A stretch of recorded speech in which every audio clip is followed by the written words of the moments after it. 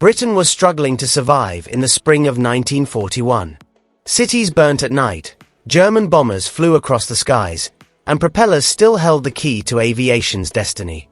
Piston engines and rotating blades, which were developed over several years, were the main components of fighters like the Spitfire and Hurricane.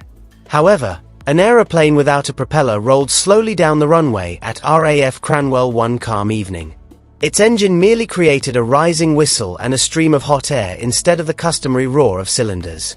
Something remarkable happened when the small experimental aircraft softly soared into the sky. A British jet had taken to the skies for the first time. However, it wasn't a formidable warplane or a stylish fighter that made history. The Gloster E.28 was a small prototype aircraft designed to address a straightforward and ambiguous question. Could a jet engine actually power an aeroplane? It was not intended for warfare. Long before the aeroplane itself, the story started.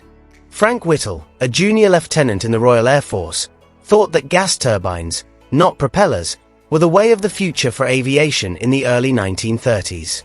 His concept was unconventional. An aeroplane would be propelled forward by a stream of hot exhaust gases from a jet engine rather than being pulled through the air by revolving blades. The idea was copyrighted by Whittle, but it received little attention for many years. During the challenging economic years in between the world wars, financing was limited, and aircraft designers relied on well-known engines.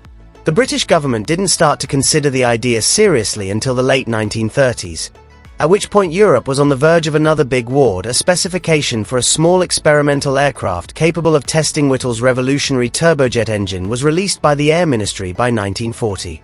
George Carter, the principal designer of the Gloster Aircraft Company, was assigned the task. The final device was purposefully uncomplicated. Its tiny fuselage and straight wings gave it a relatively traditional appearance, but its internal configuration was unprecedented. The Powerjet's W.1 turbojet, which is positioned behind the pilot, was supplied by air that came through a sizable intake in the nose and circulated throughout the cockpit via ducts. The exhaust was then expelled from the back of the fuselage via a jet pipe. The aeroplane depended solely on the thrust generated by the turbine rather than a revolving propeller at the front. The future was even hinted at by its landing gear. A tricycle undercarriage with a nose wheel was utilized by the E.28 This arrangement would subsequently become commonplace for jet aircraft. However, this configuration was still uncommon for British fighters at the time. In order to reduce drag and maximize the performance of the modest early jet engine, the aircraft's compact size and smooth design were purposefully chosen.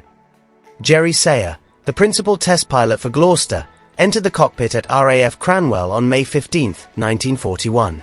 Despite barely lasting 17 minutes, the flight demonstrated the viability of Whittle's idea. Later tests saw the aircraft attain altitude speeds of about 370 miles per hour, which was comparable to many propeller-driven fighters of the day.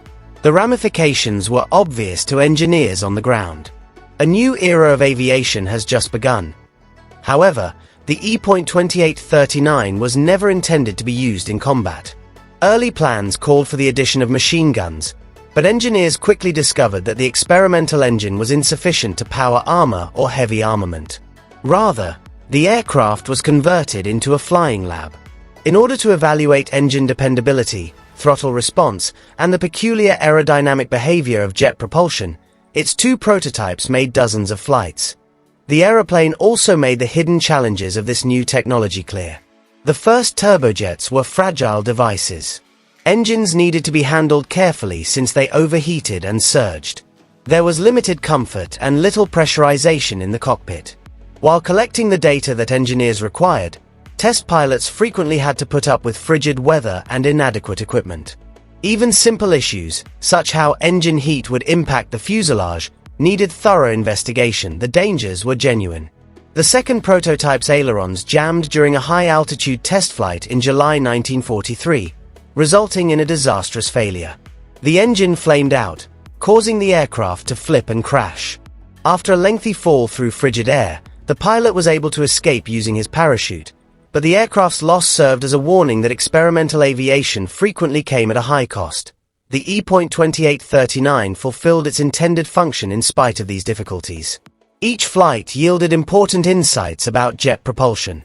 Engineers discovered how aircraft structures reacted to jet exhaust, how engines behaved in the air, and how pilots could handle the strange throttle characteristics of turbine power.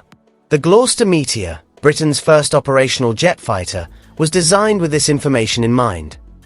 The initiative was very important to the Gloster firm itself. Constructing the E.2839 established the company's place in Britain's nascent jet industry and put it at the forefront of jet development. In the latter months of World War II, Gloster developed an aeroplane that would protect Britain from V-1 flying bombs thanks to the lessons learnt from this simple prototype. However, the E.2839 continued to be a silent trailblazer. There were only two constructed, and neither was used in combat. The first prototype was retired in 1944 following years of testing. It was put in the Science Museum in London in 1946 and is still there today as a remembrance of the day British aviation entered the jet era. Today, visitors frequently comment on how tiny and uncomplicated the aeroplane looks. It appears nearly humble in comparison to the sleek jets that came after.